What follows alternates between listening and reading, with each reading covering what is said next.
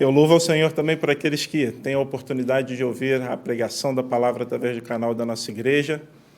E a nossa oração e desejo é que o Senhor te abençoe grandemente. O título da mensagem de hoje é A Pedagogia da Rendição. Então, para as crianças que estão anotando aí, A Pedagogia da Rendição. E como hoje a gente vai falar sobre rendição, eu vou contar uma história para vocês, que talvez alguns já tenham ouvido falar, viram o filme, inclusive, no ano passado, de um episódio que se passou durante a Segunda Guerra Mundial, e ele não terminou com a Segunda Guerra Mundial. Um soldado japonês, chamado Hiro Onoda, talvez essa não seja a pronúncia, mas é esse o nome dele. Para ele, essa guerra não terminou lá em setembro de 1945, quando o exército japonês se rendeu. A história da família do Onoda, ela sempre se entrelaçou com a história dos samurais no Japão e seus códigos de honra. Ele se alistou, se tornou oficial da inteligência do exército imperial japonês. E em dezembro de 1944, ele foi enviado para uma ilha chamada Lubang. Lubang fica nas Filipinas. E a missão dele era deter as tropas americanas e filipinas o máximo que fosse possível. E essa missão que ele recebeu era para que desse tempo do exército imperial japonês se reorganizar, se reagrupar e se preparar para os ataques que viriam. Pouco tempo depois, em fevereiro de 1945, o exército americano chegou até a ilha e, rapidamente, as forças japonesas que estavam presentes ali foram derrotadas. E o Onoda, vendo a ruína iminente, que o plano não daria certo, se juntou com outros 3 soldados que estavam com ele e se embrenharam na mata de forma a apresentar algum tipo de resistência com táticas de guerrilha naquele momento. Os soldados americanos, o exército americano, começou a distribuir folhetos anunciando que a guerra havia sido encerrada. Os próprios familiares daqueles soldados enviavam mensagens que eram distribuídas em alguns pontos daquela ilha. E chegou ao conhecimento dele, mas ele logo pensou que aquilo era uma mensagem, uma propaganda do exército americano, e que, na verdade, não seria real, que a guerra não teria terminado. Desses 3 soldados que entraram na mata com ele, na floresta com ele, um se entregou ao exército filipino e 2 morreram. Um em 1954 e outro em 1972. A guerra acabou em 1945. E ele agora estava sozinho. E aqui a gente vai deixar um parênteses na história do Onoda. E nós vamos à mensagem desta manhã, e eu peço aos irmãos que abram no Salmo 131. É um salmo curtinho, são apenas 3 versos.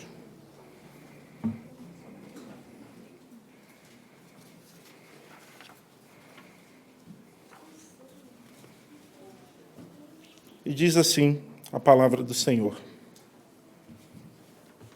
Senhor, não é orgulhoso o meu coração, nem arrogante o meu olhar. Não ando à procura de coisas grandes, nem de coisas maravilhosas demais para mim. Pelo contrário, fiz calar e sossegar a minha alma, como a criança desmamada se aquieta nos braços de sua mãe. Assim é a minha alma dentro de mim. Espere, ó Israel, no Senhor, desde agora e para sempre. Este é um salmo escrito por Davi, mas também um salmo sobre Davi. Embora sejam apenas 3 versículos, com a graça de Deus, nós veremos que há bastante coisa para a gente aprender aqui. Nós veremos que, embora fale sobre uma criança, contém também a experiência de um homem. É como uma parábola sobre o próprio Davi. Porque só alguém que andou por essa vida com olhos altivos e arrogantes, fascinado com coisas grandes e maravilhosas, e então foi se deparando ao longo do caminho com precipícios traiçoeiros e escaladas que eram altas demais, que o seu próprio ego inflado e a sua prepotência não tinham o poder de derrotar. E ele assim foi descobrindo suas carências e as suas limitações, que é o que acontece conosco também. E nós observaremos como a vontade do homem se conecta com um coração santificado, permitindo então que nós possamos nos submeter e nos rendermos à vontade de Deus e a olhar para Ele apenas. Este salmo é uma breve oração de Davi ao seu Deus. Diante desse Deus, Davi pode abrir o seu coração e falar aquilo que ele talvez não falaria aos ouvidos de outro homem. O homem de Deus se submete ao Deus verdadeiro, o único que conhece os nossos corações. E vamos relembrar de forma muito rápida um pouco da história de Davi. Davi era um pastor de ovelhas, o menor de sua casa, que é então ungido rei de Israel, porque Deus já havia rejeitado Saul. Em determinado momento, ele chega ao fronte de batalha para ter notícias dos seus irmãos, e houve o quê? Um incircunciso que afrontava o Deus de Israel. Ele então se torna conhecido por derrotar aquele gigante, Golias, e a história de Davi é cercada de muitas vitórias em batalhas, e canções foram escritas sobre ele, e ele é aquele acerca de quem foi dito que era um homem segundo o coração de Deus. Mas ainda assim, mesmo com essa história, mesmo cercado de muitas conquistas e vitórias e glórias, ele não era imune às aflições, angústias e batalhas internas que nós enfrentamos contra o pecado, o diabo e o mundo. Este salmo é como Davi olhando no retrovisor da sua vida e observando tudo aquilo que havia passado e acontecido com ele. E nós podemos observar o contraste entre a autonomia da vontade e a rendição da vontade neste salmo. Vejamos então os versos. Começa assim: Senhor, não é orgulhoso o meu coração, nem arrogante o meu olhar. Davi começa falando sobre o centro das nossas vontades, o nosso coração. Nós precisamos conhecer o nosso coração e sermos capazes de falar sobre ele diante do nosso Deus. Só que para conhecer o nosso coração, nós não devemos, ao contrário daquilo que nos é vendido todos os dias, olharmos para nós mesmos e confiarmos em nós mesmos. Mateus 15:19 afirma que do coração procede o quê? Só coisa boa, não é verdade? Os maus desígnios, homicídios, adultérios, imoralidades, roubos, falsos testemunhos, calúnias, blasfêmias, e a lista segue. Nós não devemos, meus irmãos, olhar o nosso coração, que não seja de outra forma, senão nos aproximando das Escrituras, que estabelecem o correto critério para que isso seja feito. Seria uma tolice essa confissão de Davi, ao dizer, Senhor, não é orgulhoso o meu coração, se ela não fosse uma realidade, porque ele está diante daquele que sonda, o único que é capaz de sondar os corações e que conhece todas as coisas. E notem que ele aqui fala sobre o seu coração e sobre os seus olhos. Porque, ao contrário do coração, os olhos são algo que nós conseguimos observar. E muitas vezes os nossos olhos altivos e arrogantes são o resultado de um coração soberbo. E ele continua, não ando à procura de coisas grandes. Coisas grandes aqui podem ser entendidas como aquilo que o nosso coração deseja. E observe o contexto de Davi: riquezas, honra, reconhecimento, grandes empreendimentos, influência, poder. Tudo isso que eu comentei aqui estava diante de Davi como coisas grandes. E enquanto homem, ele não tentou usurpar o poder do rei, como ele poderia ter feito. Ele não planejou conspirações contra o rei, mesmo sabendo, o rei Saul, à época, mesmo sabendo que um dia ele seria rei.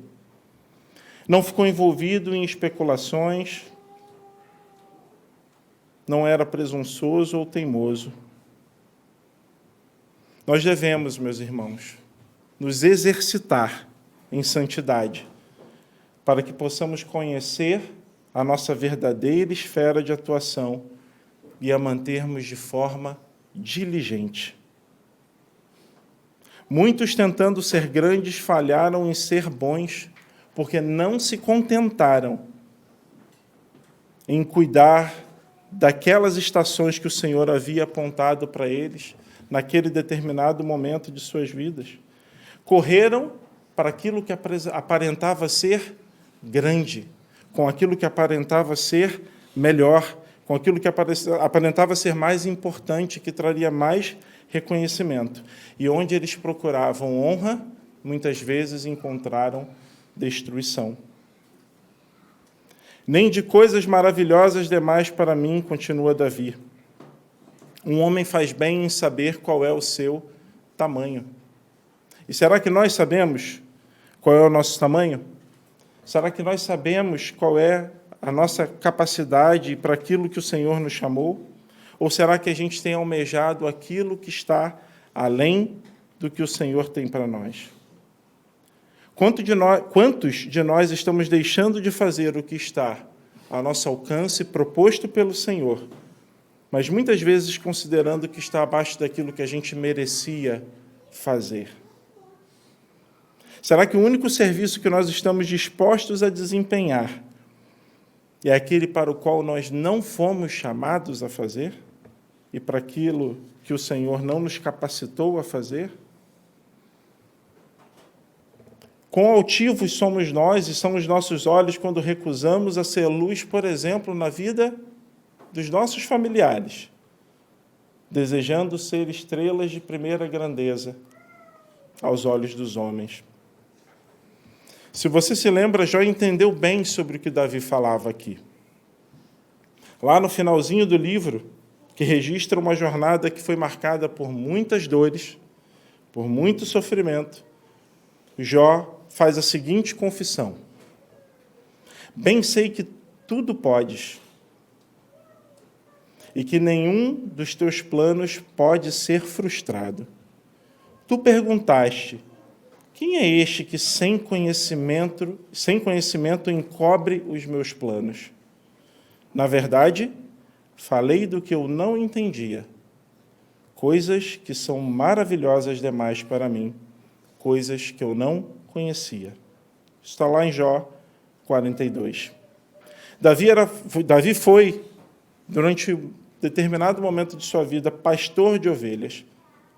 Ele estava contente com isso. E se dissessem naquele momento para ele que ele seria rei antes dele ter sido ungido como rei pelo profeta, talvez ele tivesse dito assim: eu? Mas eu não tenho condições de fazer isso. Mas se isso fosse dito a outro, talvez a resposta fosse: já era a hora, né, de reconhecer o meu potencial, a minha capacidade. Davi não tratava o seu coração segundo a sua vontade. Lá em Jeremias 17 está registrado o seguinte: enganoso é o coração, mais do que todas as coisas, e desesperadamente corrupto. Quem poderá entendê-lo? E o profeta oferece a resposta a essa pergunta. No versículo seguinte, o versículo 10 diz: eu, o Senhor, sondo o coração Eu provo os pensamentos para dar a cada um, segundo os seus caminhos, segundo o fruto das suas ações. Nós não podemos, irmãos, nos aproximar do nosso coração, senão pelo crivo do Senhor, senão pelo crivo das Escrituras. E o mesmo Davi confessa no Salmo 139, um salmo muito conhecido, que diz: sonda-me, ó Deus, e conhece o meu coração. Prova-me e conhece os meus pensamentos. Vê se há em mim algum caminho mau e guia-me pelo caminho eterno. E ainda nos Salmos, também bem conhecido dos irmãos, no momento terrível da vida de Davi, no Salmo 51, quando ele é confrontado pelo profeta Natã. Davi diz naquele salmo: eu conheço as minhas transgressões. Eu pequei contra ti. Mas ele também declara que um coração quebrantado o Senhor não desprezará. Davi contrasta no verso seguinte: pelo contrário, fiz calar e sossegar a minha alma. Ele contrasta o orgulho e a arrogância da sua autonomia ao calar e sossegar da sua submissão, a rendição da sua vontade, da sua obstinação ao Senhor. E nós somos, irmãos, pense sobre você, nós somos inquietos, petulantes, muitas vezes soberbos, em algumas vezes ansiosos, em alguns momentos ansiosos, temos dúvidas sobre o nosso futuro, preocupações com a situação financeira, preocupações com as eleições, somos afligidos pela notícia de uma doença, dificuldades de relacionamento que temos em casa. Que exercício difícil é esse, de fazer calar e sossegar a nossa alma diante do Senhor. E será que, para a nossa reflexão, nós podemos hoje dizer, como Davi disse, que nós, pela graça de Deus, podemos fazer calar e sossegar a nossa alma?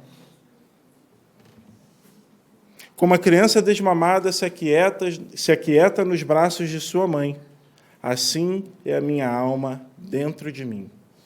Essa aqui talvez seja uma figura bastante clara para quem é mãe, não é? As crianças que estão na fase de mamar, no período de mamar, bem novinhos, estão sempre demandando, sempre buscando. Quando elas estão com fome, nada resolve a não ser mamar. Não tem outra forma. E olha que eu falo com conhecimento de causa, irmãos. Quando eu era pequeno, e eu já fui pequeno, minha mãe, eu não me lembro, obviamente, né? Mas a minha mãe dizia que quando ela saía comigo para algum compromisso, ela tinha que obrigatoriamente levar 2 mamadeiras. E naquela época existiam mamadeiras grandes, né? Não é essa coisinha petisco que a gente tem hoje, não. E a minha mãe tinha que levar 2. E assim que eu acabava a primeira, ela tinha que, tipo refil, já colocar a segunda, porque senão eu fazia ela passar vergonha na rua. Então, assim, quando a criança está com fome, nessa faixa etária, nada resolve a não ser mamar. É descansar um pouquinho, daqui a algumas horas, mamar de novo. E ela fica tranquila durante esse período de amamentação, e essa aparente tranquilidade termina quando ela tem fome de novo. O salmista se aquietou, assim como uma criança cujo desmame foi completamente concluído. Já não havia mais essa necessidade do seio da mãe para satisfazê-lo. E essa transição não é simples. Tá? Existe uma frase famosa que crescer dói, é doloroso crescer. Mas é preciso haver um fim para esse ciclo, por mais delongado que ele seja. E então uma batalha começa, né? A criança tem o seu conforto negado, fica irritada, mal-humorada, ela está enfrentando a sua primeira grande tristeza e momento de angústia. O menino, à medida que o tempo passa, logo estará contente de encontrar o seu alimento à mesa com seus irmãos, não mais precisando de sua mãe para isso, para satisfazê-lo. Ele já não sente, depois do desmame, nenhum desejo de retornar para aquela fonte que um dia sustentou a sua vida. E ele agora já pode recorrer à mãe para se aquietar e se sentir confortado em seus braços apenas. E pense, nós não somos assim também, em alguma medida, ou já não fomos assim também? É doloroso quando continuamos nos alimentando de outras fontes em nossas vidas que não o Senhor. Esse processo de desmame das coisas do mundo é um processo doloroso. Mas quando, pela graça de Deus, nós somos desmamados dos desejos e brilhos deste mundo, quando encontramos a mesa posta e dela nos alimentamos, encontramos em Cristo nossa satisfação e contentamento sem fim. E já não andamos mais inquietos. Isso não é fruto espontâneo da nossa natureza caída, mas da graça divina, não conquistado por nós, mas por Cristo na cruz, em muda submissão, nem se gabando nem reclamando. E o que Cristo conquistou e comprou para os crentes? Nós já cantamos isso. Nós já lemos na confissão de fé. Nós somos livres da culpa do pecado. Nós já não estamos sujeitos à ira condenatória de Deus. Não nos submetemos ao rigor e à maldição da lei. Nós não servimos mais a Satanás. O pecado não mais nos domina. Nós deixamos de ser inimigos de Deus e hoje temos paz com Ele. Nós somos livres da morte eterna. E alguns de nós nos consideramos a salvo desse período de desmame, mas descobrimos, em alguns momentos, que os nossos desejos e apetites, na verdade, estão mais feridos do que mortos. E começamos novamente a chorar, desejando aquilo que nós não queríamos deixar. E nós devemos louvar ao Senhor, porque benditas são aquelas aflições que subjugam as nossas afeições às coisas do mundo e nos desmamam da autossuficiência, da nossa autonomia, de querermos viver longe do Senhor, que fazem nos render a Ele e que nos ensinam a amar a Deus, não apenas quando Ele nos conforta, mas quando Ele também nos prova. E sendo livres, olha que coisa maravilhosa, sendo livres, nós então nos submetemos a Ele. Não como um rei tirano que exige isso debaixo de pesado jugo, mas com alegria, dispostos com a mesma alegria dessa criança que Davi menciona no Salmo. Espere, ó Israel, no Senhor, desde agora e para sempre. E é interessante observar como um homem desmamado das coisas do mundo pensa sobre os outros. Ele valoriza a graça da esperança. E é isso que nós fazemos aqui todos os domingos, irmãos. Valorizamos a graça da esperança que temos em Cristo. Nós somos peregrinos nesta terra. Aqui não é o nosso destino final. Nós podemos esperar em Deus, porque sabemos quem Ele é. Ele é Deus Criador, Ele é Deus da aliança, Ele é Deus Todo-Poderoso. Ele é aquele que enviou o seu Filho para morrer por nós na cruz. Mas também porque confiamos em suas promessas, de que não seremos tentados acima do que podemos suportar, de que Ele estaria conosco todos os dias e de que um dia teremos a vida eterna. Davi olhava para o Messias que havia de vir. Nós contemplamos em adoração aquele que veio e que um dia buscará a sua igreja. Este é um salmo de romagem. Para aqueles que não sabem o que é um salmo de romagem, é um salmo, um dos salmos, que eram cantados pelos peregrinos a caminho de Jerusalém para as 3 grandes festas anuais. E que alegria é para nós podermos cantar e ler e meditar neste salmo quando ainda somos peregrinos nesta terra. Seja qual for o contexto de sua vida, em casa, dificuldades com marido, esposa, filhos, decisões a tomar importantes nessa semana que você tomou na anterior, talvez uma notícia ruim que você venha receber na próxima semana. O convite para nós é que nós possamos fazer calar e sossegar a nossa alma diante do Senhor. Por que você está abatida? Salmo 42. Ó, minha alma, por que se perturba dentro de mim? Espere em Deus, pois ainda o louvarei. A Ele, meu auxílio e Deus meu. Sinto abatida dentro de mim a minha alma. Lembro-me, portanto, de ti nas terras do Jordão, no Hermon e no Monte Mizar. Um abismo chama outro abismo, ao ruído das tuas cachoeiras. Todas as tuas ondas e vagas passaram sobre mim. Contudo, o Senhor durante o dia me concede a sua misericórdia, e de noite está comigo o seu cântico, uma oração ao Deus da minha vida.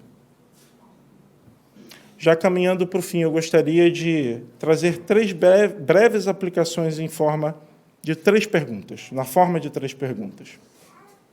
A primeira é: e nós? A quem nós nos rendemos? A nossa rendição é aquele que foi até a cruz para que isso fosse possível. Nós nos rendemos a Cristo. E apenas através da graça podemos alcançar um coração que não é soberbo, um olhar que não é altivo, e não nos dedicarmos a procurar coisas grandes e maravilhosas demais. A segunda aplicação, o que nós podemos aprender com a rendição? Nós aprendemos 3 coisas: total dependência, plena satisfação e segurança. A rendição a Deus sossega a nossa alma e reajusta o nosso centro gravitacional, porque Ele passa a ser o centro em torno de quem todas as coisas giram. E a pergunta número 3, qual é o fim daqueles que se rendem?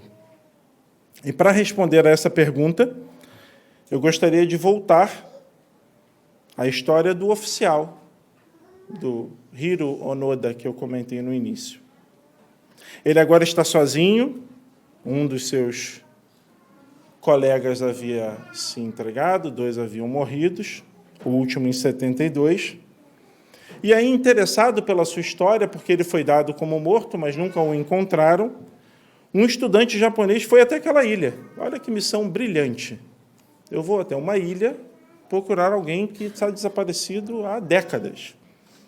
E olha que legal, ele foi encontrado. Esse estudante japonês foi até a ilha e o encontrou. E aí explicou toda a comoção em torno do nome dele, e ele fez uma exigência. Tudo bem, eu vou acreditar no que você está me falando e eu vou sair da ilha, mas é necessário que um oficial superior venha me dispensar. E aí começa, então, a busca pelo major, que havia treinado e comissionado aquele soldado, e ele também foi encontrado.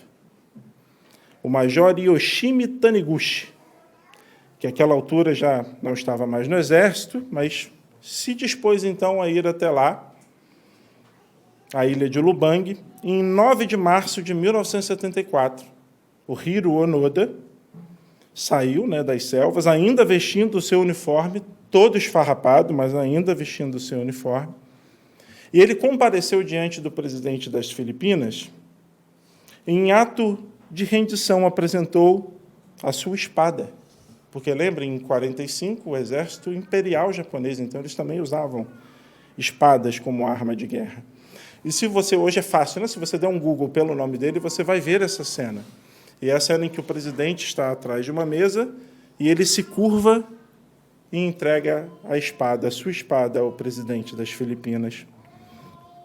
E ele permaneceu ao longo de 29 anos, lutando uma guerra contra um inimigo que não mais existia, recusando-se a se render e aceitar a sua derrota.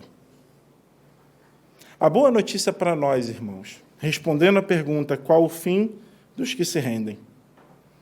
E, só voltando um pouquinho, ele então, com aquela comitiva japonesa, volta, né, para sua terra natal.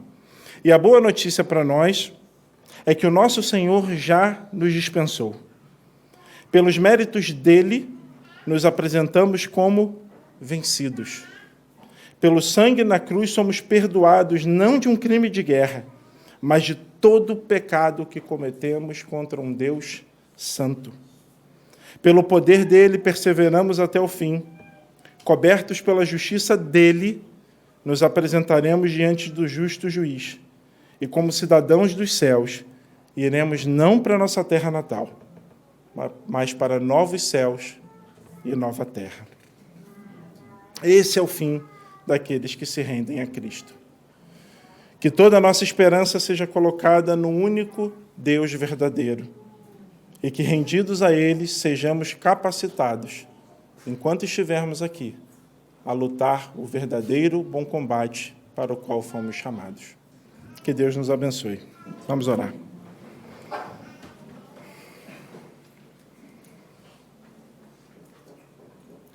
Obrigado, Senhor, pela Tua palavra, Pai. Faça-nos humildes, mantenha-nos no caminho reto, fixe nossos olhos na eternidade, Pai. Ajuda-nos para que a confissão dos versos do Salmo 131 venha de nossos lábios como declaração verdadeira que fazemos diante do justo juiz de toda a terra. Que seja a confissão daqueles que entregam as suas armas diante daquele que nos venceu em amor. Que com este ato de rendição, como vencidos, nosso coração soberbo dê lugar a uma alma sossegada, pois Cristo alcançou a vitória. Graças te damos em nome de Jesus. Amém.